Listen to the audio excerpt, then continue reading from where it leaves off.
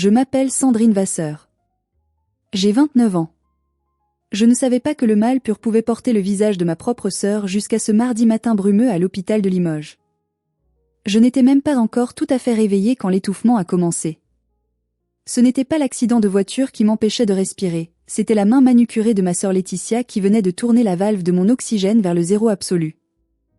Alors que mes poumons brûlaient et que ma vision se troublait, je l'ai entendu ricaner, un son froid et métallique qui m'entra jusqu'à la fin de mes jours. « Arrête ton cinéma, Sandrine. Tu ne trompes personne. » Avant de vous raconter comment j'ai survécu à ma propre famille et comment je leur ai fait payer chaque seconde de cette torture, j'aimerais savoir qui m'écoute en ce moment. Dites-moi dans les commentaires depuis quelle ville ou quel pays vous regardez cette vidéo, et quelle heure il est chez vous. J'ai besoin de sentir que je ne suis pas seule face à cette folie. Abonnez-vous si vous aimez voir la justice triompher face à la méchanceté gratuite. Tout a commencé par un crissement de pneus et le noir total. Quand j'ai rouvert les yeux, mon corps semblait rempli de béton armé. Lourd. Douloureux. Inerte. Ma bouche était aussi sèche que du papier de verre, ma tête martelait à un rythme infernal, et ma poitrine était enserrée dans un étau invisible. Je ne savais pas si c'était le matin ou le soir. Les néons au-dessus de moi bourdonnaient, seule source de lumière agressive dans cette chambre stérile. La dernière chose dont je me souvenais clairement, c'était le bruit de la tôle qui se pliait.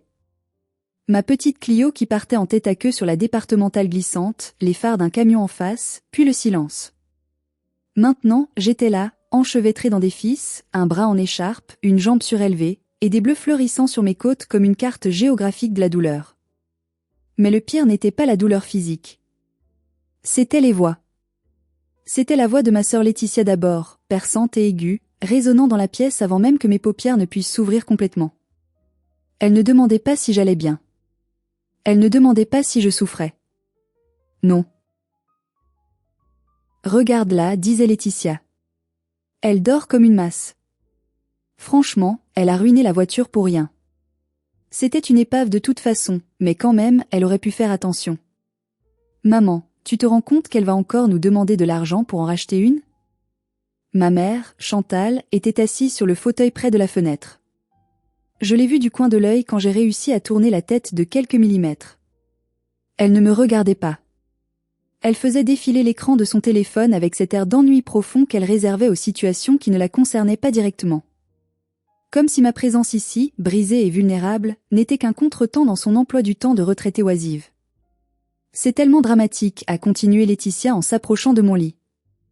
Elle portait ce parfum entêtant, trop sucré, qui me donnait toujours la nausée. Elle a inspecté les machines comme on inspecte un produit défectueux au supermarché. Quelques côtes fêlées et un poumon un peu touché. Les médecins exagèrent toujours. Elle le fait exprès, tu sais ? Depuis qu'on est petite, elle adore attirer l'attention. J'ai voulu parler. J'ai voulu crier que j'avais mal, que j'avais peur. Mais ma gorge était en feu. Seul un râle faible est sorti de mes lèvres gercées. Ma mère a émis un petit rire sec sans lever les yeux. Laisse-la, Laetitia. Elle se réveillera quand elle aura faim. J'ai appris il y a longtemps que le silence était plus sûr avec elle. Je suis restée immobile, espérant qu'elle partirait. Mais Laetitia s'est penchée plus près. Ses yeux brillaient d'une lueur malveillante que je ne connaissais que trop bien. C'était le regard qu'elle avait quand elle cassait mes jouets en cachette, ou quand elle volait de l'argent dans le sac de ma grand-mère pour m'accuser ensuite. Ce bip-bip est insupportable, a-t-elle sifflé. Honnêtement, Sandrine, tu as toujours simulé la maladie pour qu'on s'occupe de toi. Tu es pathétique. Et c'est là que c'est arrivé. Avant que mon cerveau embrumé ne puisse traiter ce qu'elle faisait, sa main s'est tendue vers le mur. Elle a saisi la valve du débitmètre d'oxygène. Pas par erreur. Pas par maladresse. Elle m'a regardé droit dans les yeux, a souri, et a tourné le robinet jusqu'à ce que la petite bille en métal retombe tout en bas du tube. Puis, d'un geste sec, elle a arraché le masque de mon visage. L'air a manqué instantanément. C'était comme si quelqu'un avait posé un oreiller sur mon visage. Mes poumons, déjà fragilisés par l'accident, ont cherché l'air frénétiquement, mais ne trouvaient rien. La panique m'a envahi, une vague froide et terrifiante. Voilà, a dit Laetitia en croisant les bras, satisfaite. Plus de bruit. Maintenant, arrête de jouer la comédie et lève-toi. Je suffoquais. Je voyais des points noirs danser devant mes yeux. Je ne pouvais pas bouger, je ne pouvais pas me défendre. Je me suis dit que c'était la fin. Que j'allais mourir ici, assassinée par ma propre sœur sous les yeux indifférents de ma mère, pour un simple caprice, pour un peu de silence. Mais ce qu'elles ignoraient toutes les deux, c'est que la porte de ma chambre n'était pas fermée. Et dans le couloir, quelqu'un avait tout vu. L'ombre est apparue dans l'encadrement de la porte avant même que Laetitia n'ait le temps de savourer sa cruauté. C'était une infirmière. Pas la jeune stagiaire timide qui m'avait posé la perfusion. Non, c'était une femme d'une 50aine d'années, robuste, avec des yeux qui avaient vu trop d'horreur pour tolérer celle-ci. Son badge indiquait Fatima. Elle n'a pas crié. Elle n'a pas paniqué. Elle a bondi avec une efficacité militaire. En une seconde, elle a repoussé Laetitia si fort que ma sœur a trébuché contre le chariot de médicaments. Fatima a remis le masque sur mon visage, a rouvert la valve d'oxygène à fond, et a appuyé violemment sur le bouton d'urgence rouge au-dessus de mon lit. L'air frais a inondé mes poumons. J'ai pris une inspiration rauque, douloureuse, comme un noyé qui remonte à la surface. Les larmes ont jailli de mes yeux, non pas de tristesse, mais du choc pur de l'oxygène revenant dans mon sang. Mais ça va pas la tête, a hurlé Laetitia en se redressant, lissant sa jupe comme si c'était elle la victime. Vous m'avez bousculée. Je vais porter plainte. Fatima s'est retournée lentement. Son visage était un masque de fureur contenue. Elle s'est plantée devant la porte, bloquant la sortie de son corps imposant. Vous ne bougez pas d'un centimètre, a dit Fatima d'une voix basse et terrifiante. J'ai tout vu. J'ai vu votre main sur la valve. J'ai vu le masque arraché. C'est une tentative de meurtre. Le mot meurtre a flotté dans l'air, lourd et irréel.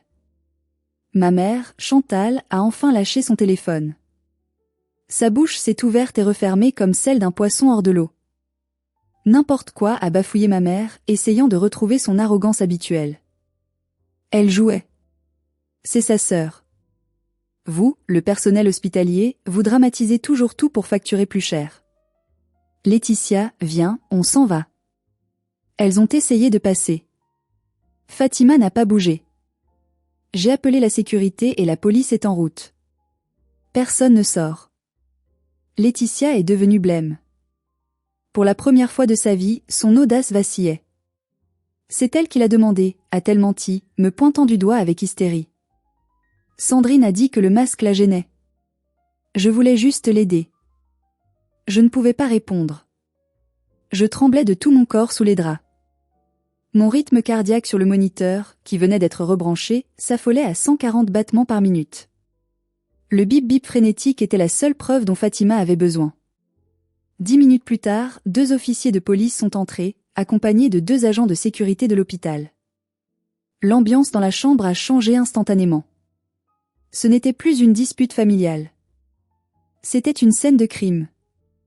Fatima a fait sa déposition sur le champ, claire, précise, sans émotion. La patiente était sous assistance respiratoire. Le sujet féminin ici présent a coupé l'arrivée d'air et retiré le dispositif vital en tenant des propos menaçants. La mère était présente et n'est pas intervenue. Le policier s'est tourné vers Laetitia. « Madame, veuillez vous retourner et mettre les mains dans le dos. »« Quoi ? » ?»« Non. »« Maman, fais quelque chose » a crié Laetitia, sa voix montant dans les aigus, perdant toute sa fausse sophistication. « C'est une erreur. C'est juste ma sœur débile qui invente tout. »« Maman » a-t-elle hurlé quand les menottes ont cliqueté autour de ses poignets. Ce son métallique a été la plus douce musique que j'ai jamais entendue. Ma mère s'est précipitée vers le policier, agrippant son bras. « Lâchez ma fille. Vous ne savez pas qui nous sommes. » Sandrine, dis-leur. Dis-leur que c'était une blague. Ne laisse pas ta sœur se faire embarquer comme une criminelle. Le policier a repoussé ma mère fermement.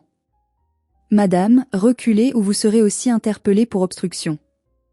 Sandrine, a hurlé ma mère, son visage tordu par une rage que je n'avais jamais vue diriger contre quelqu'un d'autre que moi. Si tu ne parles pas maintenant, tu n'es plus ma fille. Tu entends ? Tu détruis cette famille. Je les ai regardés. J'ai regardé ma sœur, menottée, les yeux pleins de haine. J'ai regardé ma mère, prête à me sacrifier pour sauver son enfant préféré. Et j'ai pris la première grande décision de ma nouvelle vie. J'ai fermé les yeux et j'ai tourné la tête vers le mur. Emmenez-les, a dit le policier. Les cris de Laetitia ont résonné dans le couloir, suivis des supplications de ma mère, s'éloignant peu à peu jusqu'à ce que le silence retombe. Un silence lourd, brisé seulement par le sifflement régulier de l'oxygène qui me maintenait en vie. J'étais seule. Terrifiée. Orpheline de fait. Mais vivante. Maintenant, je vous pose la question. Soyez honnête.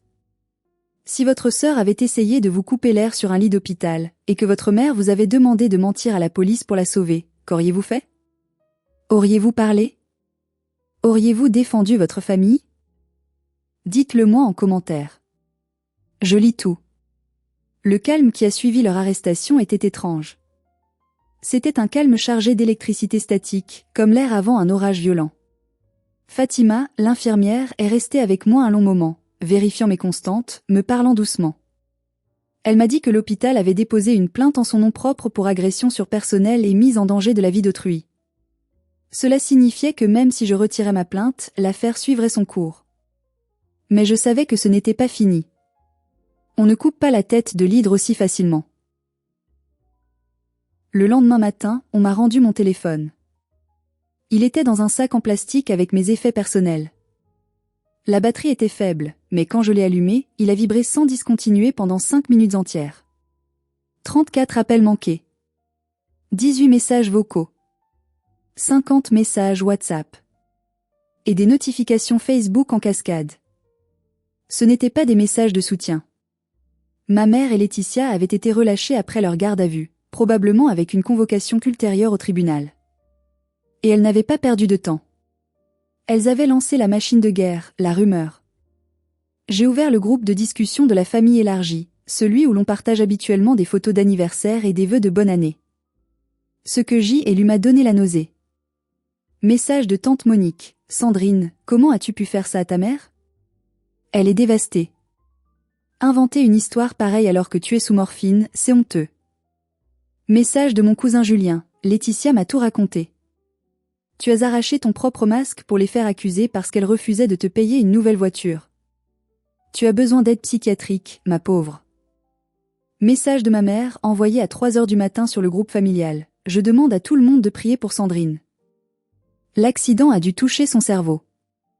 Elle est devenue paranoïaque et dangereuse. Elle a fait arrêter sa propre sœur par jalousie maladive. Nous sommes sous le choc. Elles avaient retourné l'histoire. Elles avaient transformé leur crime en non-délire. C'est la marque de fabrique des narcissiques, accuser la victime de ce qu'ils ont eux-mêmes commis. On appelle ça la projection. Et ma famille en était championne olympique. Je lisais les messages, les larmes coulant sur mes joues. Personne ne me demandait ma version. Personne ne demandait comment j'allais physiquement. J'étais devenue le monstre, l'ingrate, la folle. C'était une campagne de diffamation parfaitement orchestrée, conçue pour m'isoler avant même que je puisse sortir de l'hôpital. J'ai essayé d'appeler ma tante Monique pour expliquer. Elle a décroché, mais sa voix était glaciale. Ne m'appelle pas, Sandrine. Ta mère est en train de faire une crise de nerfs à cause de toi. Tant que tu ne retires pas ta plainte et que tu ne t'excuses pas publiquement, tu n'existes plus pour nous. Elle a raccroché. J'ai regardé le mur blanc de ma chambre. La solitude était totale.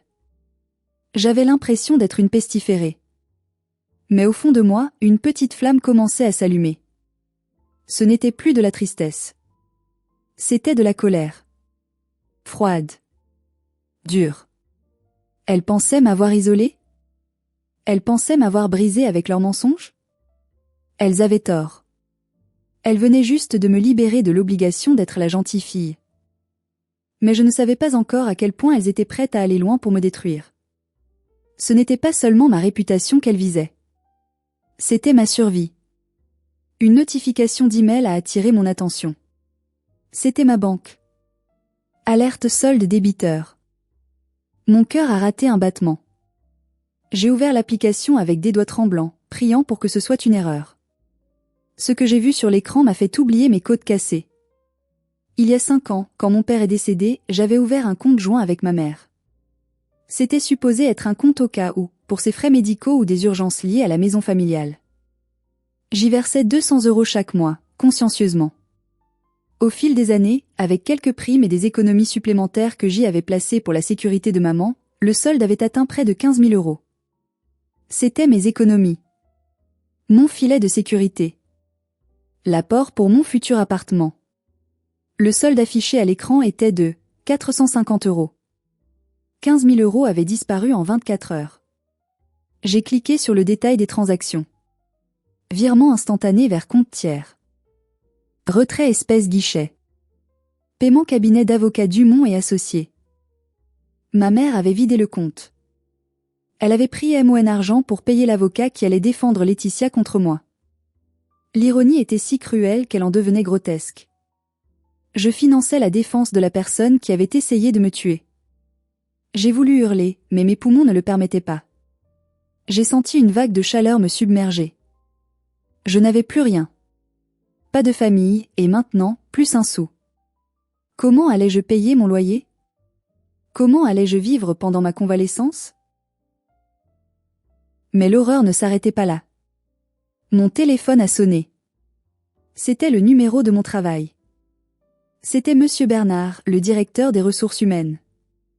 J'ai décroché, essayant de contrôler ma voix tremblante. Allô, Monsieur Bernard? Sandrine, sa voix était grave, hésitante. Écoutez, j'ai reçu votre email ce matin. Je suis très surpris. Je sais que vous venez d'avoir un accident, mais ce genre de langage est inacceptable envers la direction. Je me suis figé. Quel email? Je n'ai rien envoyé. Je suis à l'hôpital, je viens à peine de récupérer mon téléphone. Un email envoyé depuis votre adresse personnelle à 8h30 ce matin, a-t-il expliqué.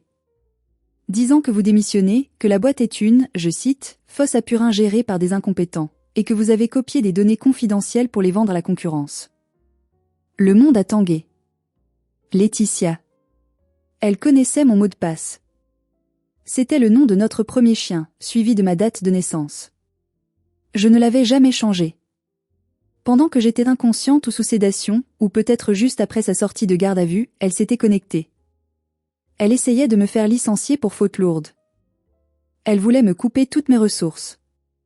Monsieur Bernard, ai-je dit, ma voix se brisant enfin sous le poids de l'injustice. Ce n'est pas moi. Je vous le jure. Ma sœur et ma mère, c'est compliqué, mais elles essaient de me détruire. Je suis victime d'une usurpation d'identité. S'il vous plaît, ne faites rien. Je peux vous envoyer le rapport de police prouvant qu'elles ont été arrêtées hier. Il y a eu un long silence au bout du fil. Monsieur Bernard était un homme juste, un père de famille. Il m'aimait bien, j'étais une employée modèle depuis 4 ans. Envoyez-moi tout ce que vous avez, Sandrine, a-t-il dit doucement. On va geler votre accès informatique par sécurité, mais je ne validerai pas cette démission. Reposez-vous. On tirera ça au clair. J'ai raccroché et j'ai pleuré. Pour la première fois depuis l'accident, j'ai sangloté comme une enfant. C'était trop. C'était trop de méchanceté pour une seule personne. Elle voulait que je meure, et comme j'avais survécu, elle voulait que je devienne une clocharde. J'ai passé l'heure suivante à changer tous mes mots de passe, un par un, avec des mains qui tremblaient tellement que je faisais des fautes de frappe constant. J'ai appelé la banque pour faire opposition, mais le banquier m'a dit froidement, « C'est un compte joint, Madame Vasseur. Votre mère a tous les droits sur les fonds. C'est civil, pas pénal. On ne peut rien faire pour récupérer l'argent. » J'étais ruinée. Trahie. Seule. C'est à ce moment-là que la porte de ma chambre s'est ouverte de nouveau. J'ai sursauté, m'attendant à voir la police, ou pire, Laetitia revenir pour finir le travail. Mais ce n'était pas elle. C'était un homme grand, aux cheveux gris, avec un visage carré et sévère. Il tenait un bouquet de fleurs maladroit dans une main et une mallette en cuir dans l'autre. C'était mon oncle Hervé. Le frère de mon père. L'homme que ma mère avait banni de nos vies il y a 10 ans parce qu'il avait osé lui dire qu'elle élevait Laetitia comme une enfant gâtée pourrie. Il est entré, a posé les fleurs, m'a regardé avec une tristesse infinie et a dit « J'ai tout appris par l'infirmière. Sandrine, c'est fini. Elles ne te toucheront plus jamais. » La présence de l'oncle Hervé remplissait la pièce d'une autorité rassurante. Il n'était pas venu seul. Ma tante Béatrice, sa femme, est entrée juste après lui, les yeux rouges. Elle n'a rien dit, elle m'a juste serré dans ses bras, doucement pour ne pas blesser mes côtes, et j'ai senti l'odeur de lessive fraîche et de vanille qui me rappelait mon enfance, avant que tout ne devienne toxique. Comment avez-vous su ? Ai-je demandé. Fatima, l'infirmière, a répondu Hervé en s'asseyant lourdement. C'est la cousine d'un de mes chauffeurs routiers. Le monde est petit à Limoges. Quand elle a vu le nom Vasseur et l'horreur de la situation, elle a fait le lien. Elle m'a appelé ce matin. Hervé était un homme d'action. Il possédait une entreprise de transport prospère. Il n'avait pas peur des conflits, et surtout, il n'avait jamais eu peur de ma mère Chantal. J'ai déjà mis un avocat sur le coup, un vrai, pas les clowns que ta mère engage, a-t-il continué. Il va s'occuper de la banque. Même sur un compte joint, vider la totalité des fonds alors que le cotitulaire est hospitalisé, ça s'appelle de l'abus de confiance, surtout si on prouve que c'était tes revenus. On va les traîner en justice jusqu'à ce qu'elles recrachent le dernier centime. Je me sentais moins seule, mais la peur persistait. Oncle Hervé, elles ont dit à tout le monde que j'étais folle. Que j'avais inventé l'agression. Laisse-les parler, a coupé Béatrice en me tendant un verre d'eau. Les chiens aboient, la caravane passe. Nous avons la vidéo de surveillance du couloir. L'avocat l'a récupérée ce matin sur ordonnance du juge. On y voit Laetitia sortir de la chambre en courant juste avant que l'alarme ne sonne, et ta mère qui essaie de cacher son téléphone. C'est accablant. Mais ma famille n'avait pas fini de creuser dans l'abjection. Alors que nous discutions, un huissier de justice s'est présenté à la porte de ma chambre. Il avait l'air gêné, tenant un dossier bleu. « Mademoiselle Sandrine Vasseur ?» a-t-il demandé. « C'est elle » a répondu Hervé sèchement. « Que voulez-vous » ? Je suis mandaté par Madame Chantal Vasseur et Mademoiselle Laetitia Vasseur pour une sommation interpellative, a-t-il dit en lisant ses papiers. Elles affirment que dans le coffre de votre véhicule accidenté se trouvait un coffret à bijoux anciens, héritage de famille, d'une valeur estimée à 50 000 €. Ce coffret a disparu. Elles vous accusent de l'avoir détourné ou vendu avant l'accident et exigent sa restitution immédiate sous peine de poursuite pour vol aggravé. J'ai écarquillé les yeux. Le coffret à bijoux de grand-mère. C'est un mensonge, ai-je crié, oubliant la douleur. Laetitia a vendu ce coffret il y a 3 ans pour payer ses dettes de jeu. Maman le sait très bien, elle a couvert l'affaire pour ne pas que papa la prenne avant sa mort. L'huissier a noté ma réponse sans émotion. C'est votre déclaration, madame. Je la note. Hervé s'est levé, dominant l'huissier de toute sa hauteur.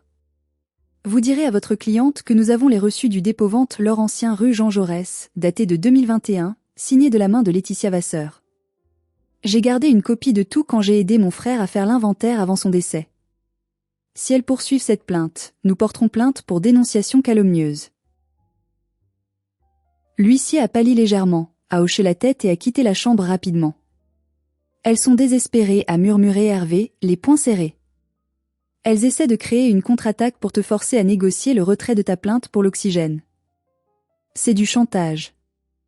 Elles ne s'arrêteront jamais, tonton, ai-je chuchoté. Elles vont me traquer jusqu'à ce que je sois détruite. Hervé a posé sa grosse main calleuse sur la mienne. Non. Parce qu'à partir de maintenant, c'est moi qui chasse. Repose-toi, petite. J'ai engagé 2 agents de sécurité privée. L'un sera devant ta porte d'hôpital 24h/24, l'autre surveillera ton appartement. Elles ne t'approcheront plus. Je me suis laissé aller contre l'oreiller, épuisé. Mais même avec la protection de mon oncle, une certitude glaciale s'installait en moi. Ce n'était plus une querelle de famille. C'était une guerre. Et dans une guerre, il y a toujours des dommages collatéraux. 3 jours plus tard, je suis sorti de l'hôpital. Je n'ai dit à personne le jour exact. Je suis parti par la sortie de service, assise à l'arrière de la berline aux vitres teintées de mon oncle Hervé. Je me sentais comme un témoin sous protection dans un film policier, sauf que les gangsters étaient ma mère et ma sœur. Je ne suis pas retourné chez ma mère, bien sûr. Je suis rentré dans mon petit appartement en location, au 3e étage d'un immeuble ancien du centre-ville. C'était mon sanctuaire. Mais dès que j'ai franchi le seuil, j'ai senti que quelque chose avait changé. L'air était lourd. L'odeur de renfermé me semblait menaçante. Hervé et Béatrice m'ont aidé à m'installer.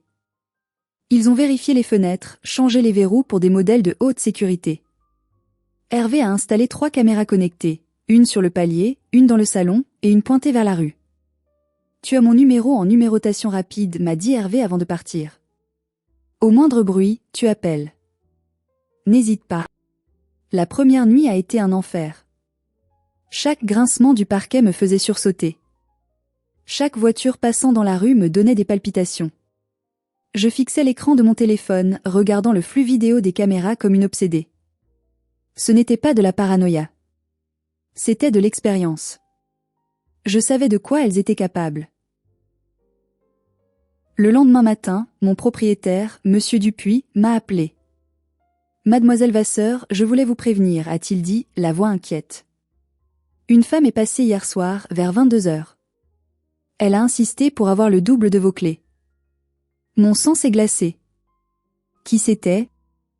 Elle a dit être votre sœur. Elle a dit que vous étiez paralysé suite à l'accident et que vous aviez besoin de soins constants, qu'elle devait préparer l'appartement pour votre retour. Elle était très insistante. Agressive même. Vous ne lui avez pas donné, ai-je demandé, la gorge serrée. Bien sûr que non. Je lui ai dit qu'il me fallait votre autorisation écrite. Elle s'est énervée, elle a commencé à crier que j'étais un sans-cœur, que je laissais une handicapée mourir seule. Elle a donné un coup de pied dans le pot de fleurs de l'entrée en partant. Il est cassé.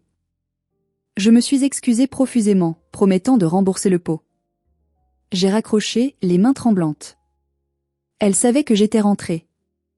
Elles essayaient de s'introduire chez moi. Pourquoi? Pour planter de fausses preuves? Pour me faire peur? Ou pour finir ce qu'elles avaient commencé à l'hôpital? Je ne suis pas sortie de chez moi pendant 2 jours. Je vivais volet clos. Je mangeais des boîtes de conserve. Je me sentais comme un animal traqué. Le 3e soir, vers minuit, mon téléphone a vibré. Notification de la caméra de sécurité extérieure, mouvement détecté. J'ai ouvert l'application. Ce n'était pas Laetitia. Ce n'était pas ma mère. C'était un homme. Il portait un sweat à capuche sombre relevé sur sa tête. Il se tenait de l'autre côté de la rue, immobile, regardant directement vers ma fenêtre. Il ne bougeait pas. Il ne regardait pas son téléphone. Il me regardait, moi. Ou du moins, il regardait l'endroit où je me cachais. Il est resté là pendant 1 heure. Juste à fixer ma fenêtre. C'était pire que s'il avait crié. C'était une menace silencieuse. J'ai zoomé sur l'image. Je ne reconnaissais pas son visage, mais je voyais quelque chose briller dans sa main. Un couteau? Un outil? J'ai appelé Hervé. Il y a quelqu'un, ai-je chuchoté. Je vois le flux vidéo, a répondu Hervé instantanément. Il ne dormait pas non plus. J'arrive. Ne bouge pas. La police est prévenue. Mais quand les phares de la voiture d'Hervé ont balayé la rue 10 minutes plus tard, l'homme avait disparu, se fondant dans les ombres comme s'il n'avait jamais existé. Mais il avait laissé quelque chose. Le lendemain matin, sur ma boîte aux lettres, il y avait une trace de peinture rouge. Un seul mot, écrit grossièrement au pochoir, menteuse. La guerre psychologique venait de monter d'un cran. Ce n'était plus seulement ma famille. Elles avaient recruté des mercenaires. La vision de ce mot rouge sang sur ma boîte aux lettres a déclenché quelque chose en moi. La peur s'est transformée en une détermination froide. Je ne pouvais pas vivre comme ça. Je ne pouvais pas passer le reste de ma vie à guetter les ombres. Hervé est arrivé avec un technicien en sécurité pour renforcer encore le système. Il a regardé le tag menteuse avec un visage de marbre. J'ai montré la vidéo du type à un de mes anciens contacts dans la police, m'a dit Hervé en entrant dans le salon. Il l'a reconnu. C'est un petit voyou local, un certain Kevin, connu pour des cambriolages et des intimidations. Il traîne souvent dans les bars où Laetitia a ses habitudes.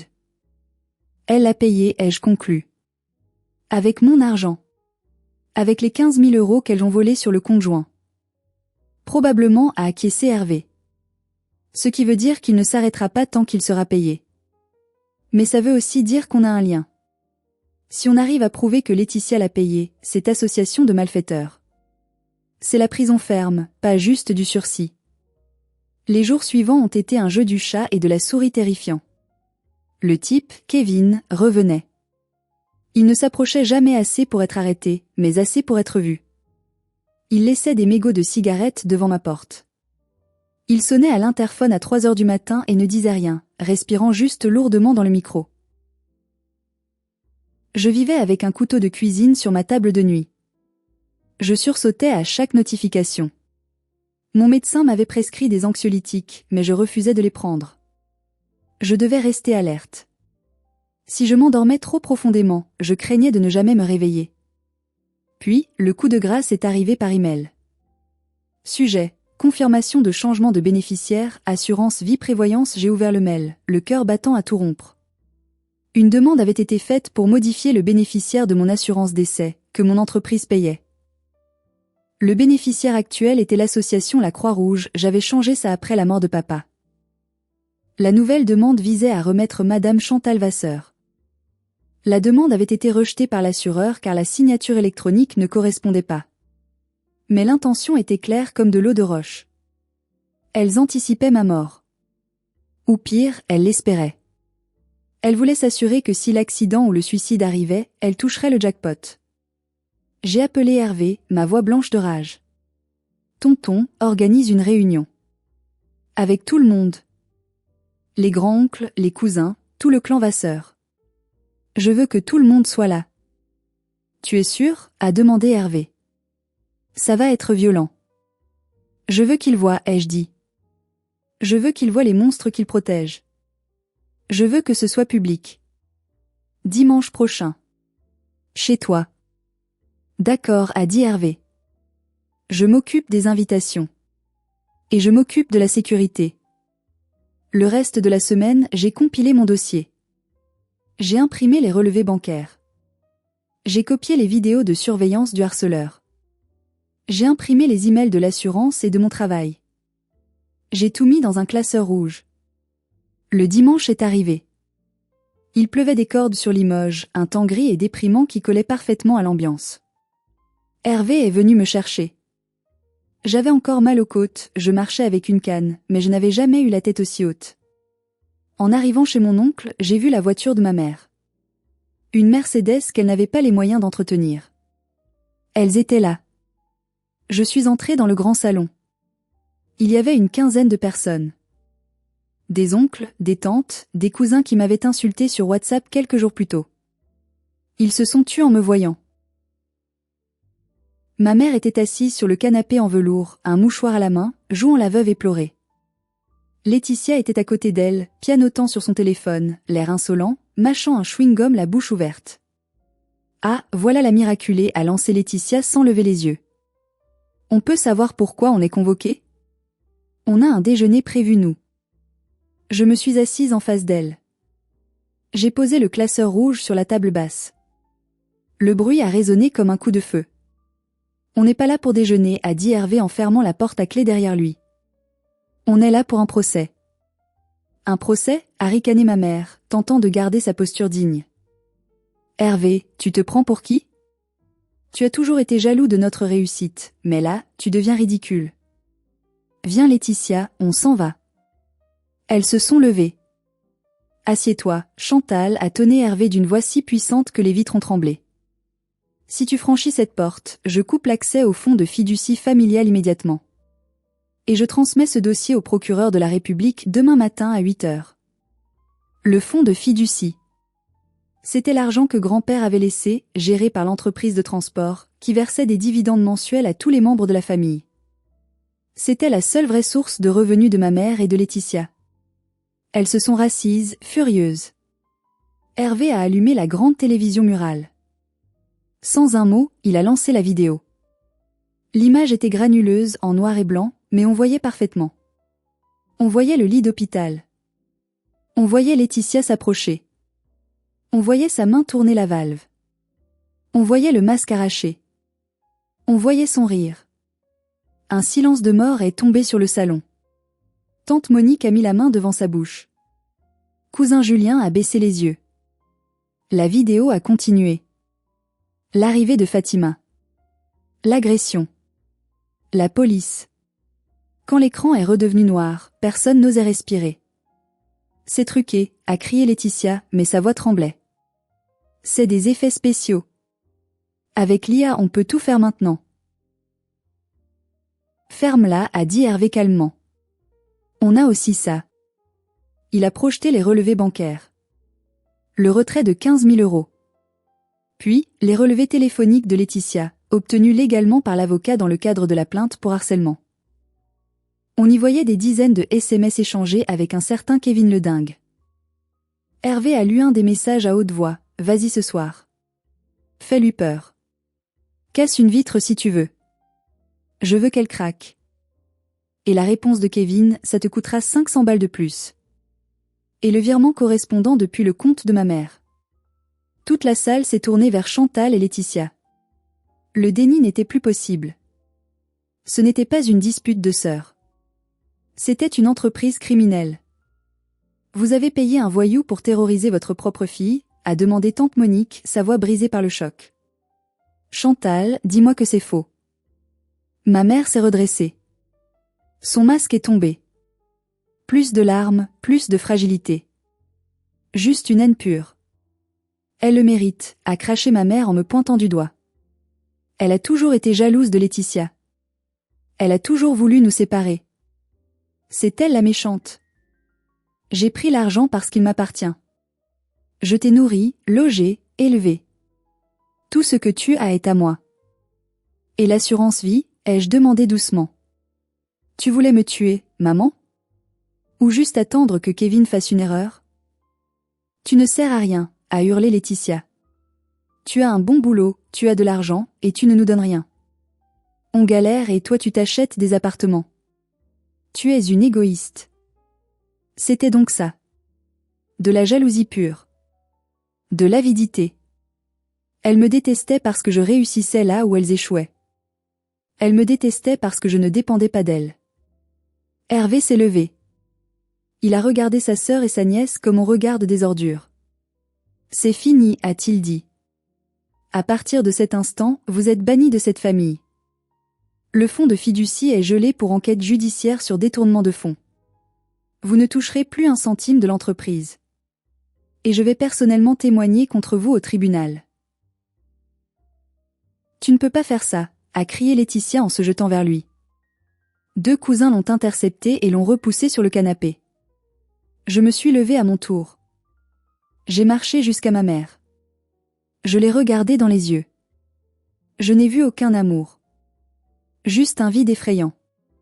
Maman, ai-je dit. Tu ne m'as pas mise au monde pour m'aimer. Tu m'as faite pour servir de pièce de rechange à Laetitia. Mais la pièce de rechange est cassée. Et elle s'en va. Tu reviendras en rampant, a sifflé ma mère. Tu n'es rien sans nous. Non, ai-je répondu. Je suis tout sans vous. Je me suis tournée vers ma famille, celle qui m'avait insultée, celle qui avait douté. Vous avez vu la vérité. Faites ce que vous voulez avec ça. Moi, j'ai fini. Je suis sortie du salon. Hervé m'a suivi. Derrière nous, les cris de Laetitia et les pleurs hystériques de ma mère résonnaient, mais pour la première fois, ils semblaient lointains. Comme le bruit d'une télévision dans une autre pièce. La soirée s'est terminée dans le chaos pour elle, mais dans une clarté absolue pour moi. Hervé a tenu parole. Dès le lendemain matin, les robinets financiers ont été coupés. Plus de dividendes mensuels pour Chantal. Plus d'argent de poche pour Laetitia. L'avocat de la famille, qui gérait le trust, a contacté ma mère pour l'informer qu'une procédure de remboursement des sommes détournées, les 15 000 € et bien d'autres au fil des ans, était lancée. Il allait saisir leur maison. La maison où j'avais grandi, ce mausolée de leur ego, allait être vendue pour rembourser leurs dettes et mes dommages. C'était une victoire totale. Mais je ne ressentais aucune joie. Juste un immense épuisement. Je savais une chose, une bête blessée est encore plus dangereuse. Laetitia n'avait plus rien à perdre. Kevin le harceleur avait été arrêté suite aux preuves fournies par Hervé, et il avait balancé Laetitia pour réduire sa peine. La police cherchait ma sœur.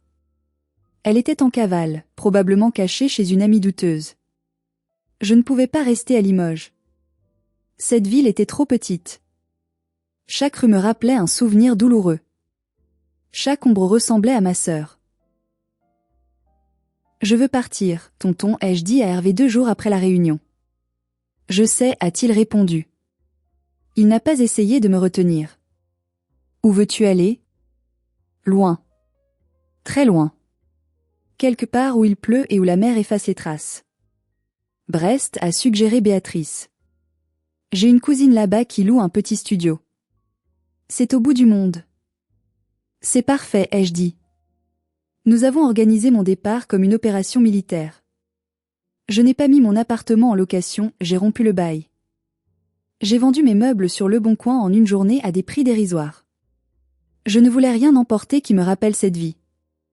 Juste mes vêtements, mon ordinateur et quelques livres. La veille de mon départ, j'ai reçu un dernier appel d'un numéro masqué. J'ai su que c'était elle. J'ai décroché, mais je n'ai rien dit. J'ai juste écouté. Je te retrouverai, salope, a chuchoté la voix de Laetitia. Elle semblait ivre ou droguée. Tu m'as tout pris. Je te prendrai tout. J'ai raccroché. J'ai retiré la carte SIM de mon téléphone. Je l'ai brisée en deux. Ce n'était pas de la peur que je ressentais cette fois. C'était de la pitié. Elle était pathétique. Elle avait eu toutes les chances, tout l'amour de ma mère, tout l'argent, et elle avait tout gâché par pure méchanceté. Le départ s'est fait à 3 heures du matin. Il pleuvait toujours. Hervé avait loué une camionnette banalisée. Nous avons chargé mes quelques cartons en silence. En passant le panneau de sortie de Limoges, j'ai regardé dans le rétroviseur. La ville dormait. Ma mère dormait probablement dans sa maison qui ne lui appartiendrait bientôt plus, rêvant sans doute d'un monde où elle était encore la reine. Laetitia se cachait quelque part dans les bas-fonds. Je laissais derrière moi 29 ans de vie. Je laissais mon travail, mes quelques amis, qui n'avaient pas été très présents, il faut l'avouer, et mon histoire. Le trajet vers Brest a duré 6 heures. 6 heures de route à travers la France endormie. J'ai regardé le paysage changer. Les collines du Limousin ont laissé place aux plaines, puis aux bocages bretons. L'air est devenu plus frais, plus salé. Quand nous sommes arrivés au pont de l'Iroise, le soleil se levait. Un soleil pâle, voilé par les nuages gris de l'Atlantique, mais c'était la plus belle lumière que j'ai jamais vue. Brest est une ville dure, reconstruite après la guerre, grise et bétonnée. Mais pour moi, elle ressemblait au paradis. C'était une forteresse. Nous avons déchargé mes affaires dans le studio de la cousine de Béatrice. Il y avait une vue sur la rade. On voyait les grues du port militaire et l'océan gris acier. Hervé m'a serré dans ses bras avant de repartir. Tu es en sécurité ici. Personne ne sait où tu es, à part Béatrice et moi. Même l'avocat ne le sait pas. Je lui ferai suivre tes courriers. Merci, tonton, ai-je pleuré. Tu m'as sauvé la vie. Non, Sandrine, a-t-il dit en me tenant par les épaules. Tu t'es sauvée toi-même. Le jour où tu as refusé de mentir pour elle à l'hôpital, c'est ce jour-là que tu t'es sauvée. Il est reparti. Je suis restée seule dans mon studio vide. J'ai ouvert la fenêtre. Le vent marin m'a fouetté le visage. J'ai pris une grande inspiration. Mes côtes me faisaient encore un peu mal, mais l'air entrait librement. Personne ne pouvait le couper. J'ai sorti mon nouveau téléphone, avec mon nouveau numéro. J'ai envoyé un seul message à Hervé, bien arrivé. La vie commence. Puis, je suis allée sur le bord de la Penfelt, la rivière qui traverse Brest. J'ai sorti les morceaux de mon ancienne carte SIM de ma poche. Je les ai jetés dans l'eau sombre. Je les ai regardés couler. Adieu, Sandrine la victime. Bonjour, Sandrine la survivante. 6 mois ont passé depuis cette nuit-là. Ma vie à Brest est simple, et pour la première fois, elle est à moi. J'ai trouvé un travail dans un petit cabinet comptable. Mon patron est un homme bourru mais gentil, qui ne me demande jamais de faire des heures supplémentaires non payées et qui me dit merci. C'est fou comme ce petit mot peut changer une vie. Je vis toujours dans le studio avec vue sur la mer. J'ai acheté des plantes. Beaucoup de plantes. J'ai un chat, un gros matourou que j'ai appelé Hervé, ça fait rire mon oncle quand je lui dis. Je n'ai plus de caméra de surveillance à l'intérieur de chez moi. J'en ai gardé une sur la porte d'entrée, par habitude, mais je ne regarde l'application qu'une fois par semaine, pas toutes les 5 minutes. Les nouvelles de Limoges me parviennent par le filtre protecteur de ma tante Béatrice. Et elles sont satisfaisantes, d'une manière karmique. Laetitia a été arrêtée 2 semaines après mon départ. Elle avait essayé d'utiliser la carte de crédit d'une amie qui l'hébergeait.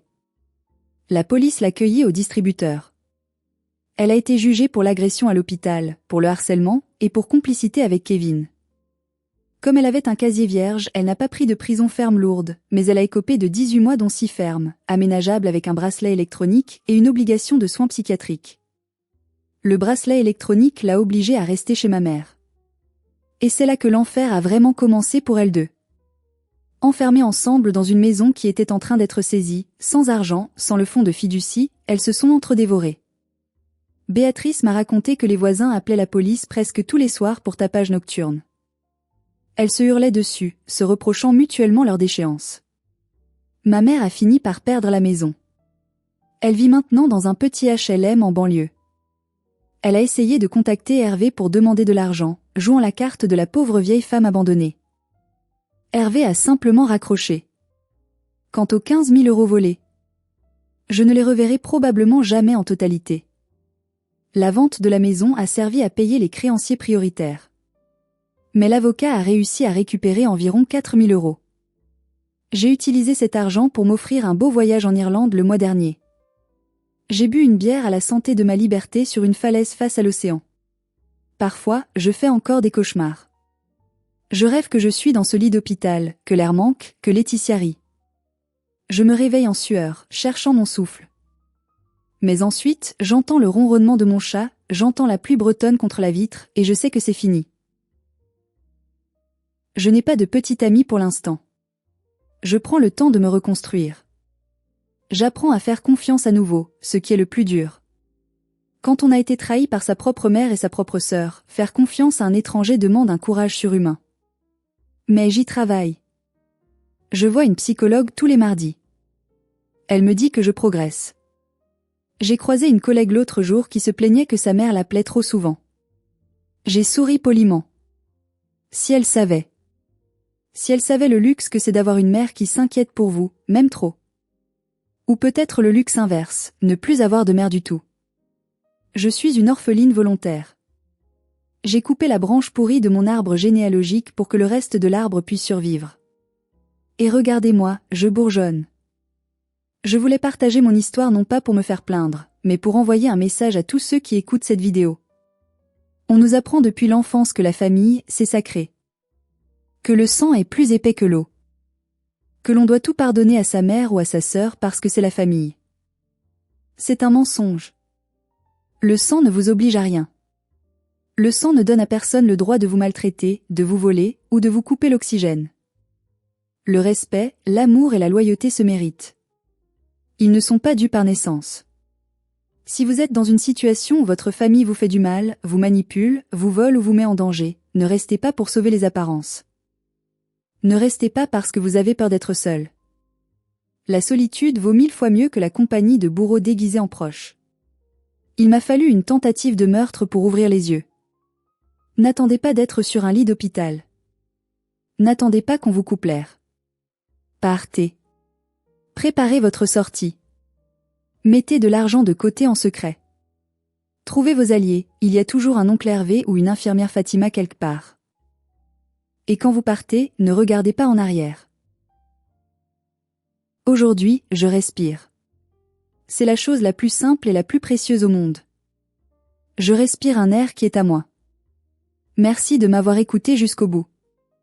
Si mon histoire vous a touché, s'il vous plaît, mettez un j'aime à cette vidéo pour qu'elle soit suggérée à d'autres personnes qui pourraient avoir besoin de l'entendre. Et vous? Avez-vous déjà dû couper les ponts avec un membre toxique de votre famille? Avez-vous déjà vécu une trahison impardonnable? Racontez-moi votre histoire dans les commentaires. C'est en parlant qu'on brise le pouvoir qu'ils ont sur nous. N'oubliez pas de vous abonner à la chaîne pour d'autres histoires de résilience et de justice. Prenez soin de vous, et surtout, protégez votre oxygène. C'était Sandrine. À bientôt.